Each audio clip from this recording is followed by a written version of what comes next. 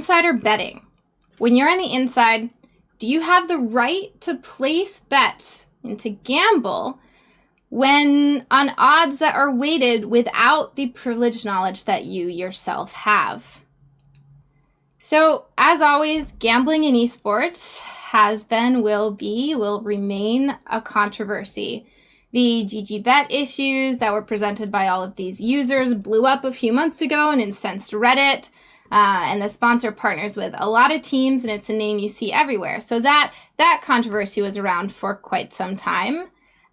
You also have other betting sites that are always going to be a part of this scene. I really don't think they're ever going to go away. You look recently, we have the Betway Arena King of the Hill series of show matches, which presumably is to promote their own brand, their betting website. But they're here and present in the scene. And as Sajideen said on Twitter, this current world of gambling and esports betting and everything probably will change in the future as lawmakers are taking notice. So this was showcased in a little blurb that was put on ESPN a few days ago, where a New Jersey congressman kind of took note that our current gambling laws, at least in the United States, are very outdated and don't account for fantasy leagues and things like online poker or esports betting. So we might see changes coming to the states and potentially to other countries as well, as they have taken notice to online gambling and betting and kind of all the issues present with that. But that's not what this is about. Legality and ethics are two separate issues. Usually we discuss the shady behavior of betting websites and their ability to skirt the law by being located in random countries and having bizarre clauses in their contracts and everything. But rarely do we see a discussion of ethics of betting as related to someone who's the insider of the scene, and here specifically the Dota scene, because let's be honest, I know nothing about any other scene. I'm sure it happens more than we're all aware of, but recently it very publicly happened, letting us see how the community kind of views insider gambling. Now, just a note before we get into this, the Adfinem squad has parted with their sponsor, so they're no longer technically Adfinem.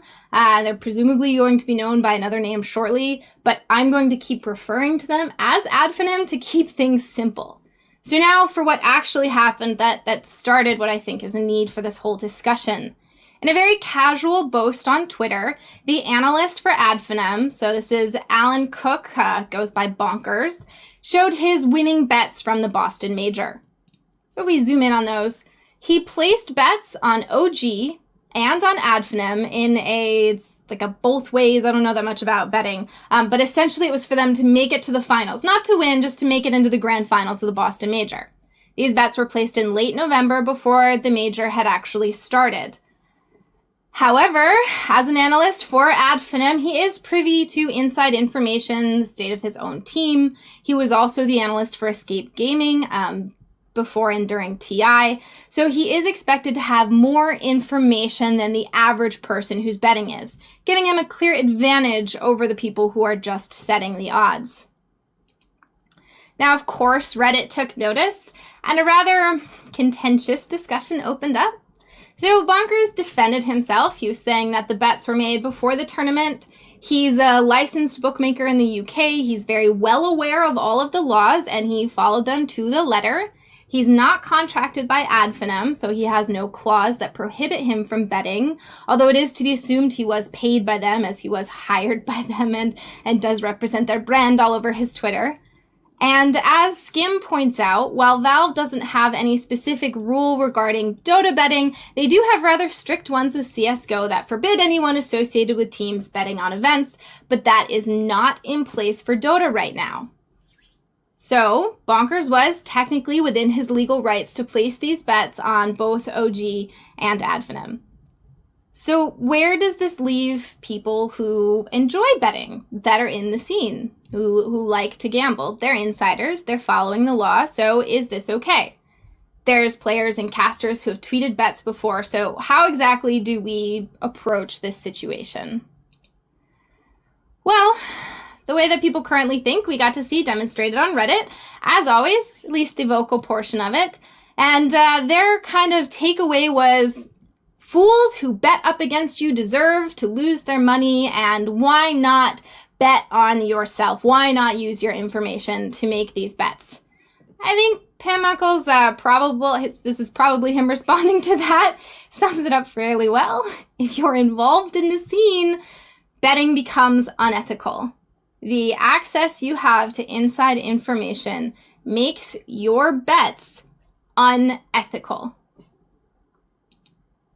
Now, in a TwitLonger post, Bonkers expands on a few details. He says he would happily accept any ruling from Valve and even encourages them that they make it clear when they send out information with flights and everything that they're bringing people to their event, that they also present clear terms and conditions for players, analysts, coaches at their event, saying that they need to have a specific rule against betting if they believe that it's unethical. Unfortunately, I think he's setting the wrong example here when he looks at Valve to draw the line for him.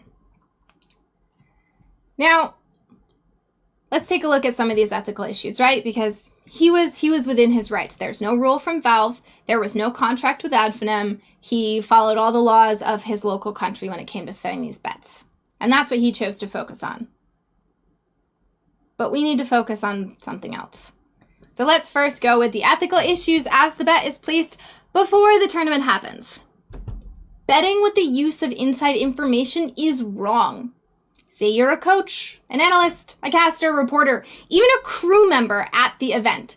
You see players in the hall, you see them at dinner.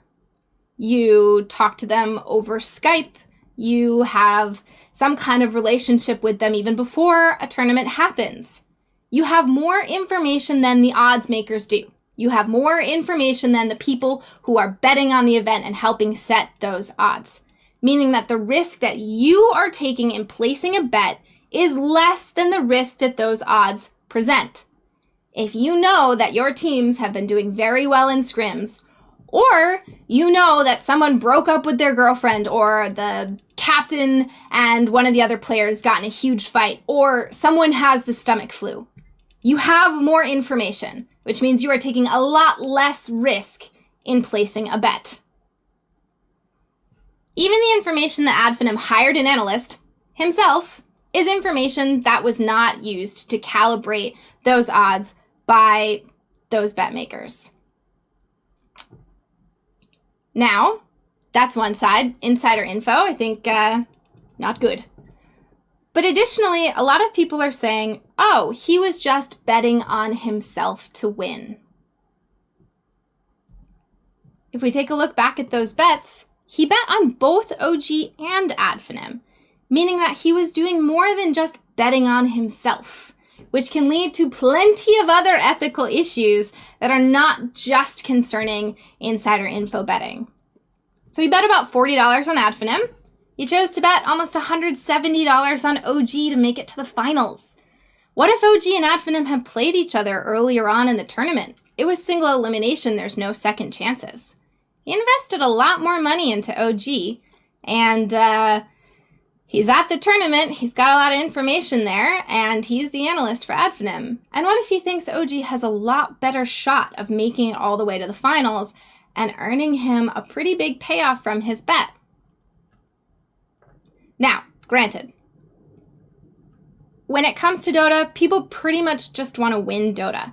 So I'm not saying that his motivations were saying, oh, I want to win my bets, so I would sabotage my own team. No, I think he had the best intentions and he did the best by his team, and that were his goals.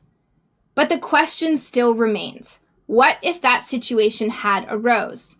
And while his main concern might be the performance of his team, why should there be any other factor influencing him?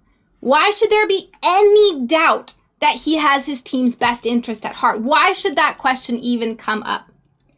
And now, apologies to Bonkers, because there are, I am sure, other instances of insiders betting in the scene that we could focus on, but he is the most recent example with lots of things to draw from. So that's what I'm going to focus on, and while unfortunate for him, it's a great example for this discussion.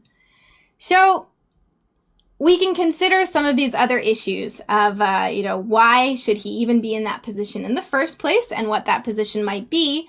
And we can take a look at an interview he did with Red Bull after the event finished. And he laid out a lot of things here. It's a great article to read. He has it pinned on his Twitter if it's something you want to look more into. I just pulled out a few segments. So when it came around to the semifinals, he had to prepare for either OG or EG to win their semifinals match, should Adfinem win and go into the finals, right? So he had to choose OG or EG. Who do I focus on? Because if Adfinem wins, I need them to be best prepared for their opponent. Now, he states in this interview that he chose to go with OG despite backing, or chose to study EG despite backing OG to win the tournament before it started. Now, this seems like a rational decision. He thought EG were doing better in the tournament, fine. But why does him backing OG even enter his thought process? Without that bet there, his thought process is entirely focused on which team Adfinem is more likely to face. But because he placed that bet, his motivations are not 100% pure. He cannot guarantee he has entirely his team's best interests at heart, because even in this interview, he is still mentioning that the fact that he backed OG to win is part of his thought process. His intentions might have been pure, but when your job is to compete and compete at the highest level, there should be nothing that enters the equation for your motivations except a desire to win for your team. Now, he also previously stated in his tweet longer that at the time he placed the bets, he didn't have access to scrim data, which absolves him from having insider info or undue influence. Now, we don't know if he didn't have scrim data for the entirety of the tournament, but with how carefully he phrased his attention to detail and following the legalities of his bets, in not having a contract, in knowing Valve had no official rules, how do we know he didn't intentionally avoid having scrim data?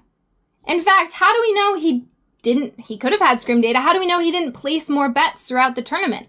All he shared with us are those 3 pre-bet tournaments. We have no idea what he had, but we can kind of infer from this that potentially he may have not had access to scrim data at all, which removes his insider info, but say he didn't have access to this information. In one of his segments in this Red Bull interview, in the grand finals, Adfinem had this special draw strategy prepared with this killer last pick that nobody was going to see coming, and OG banned it.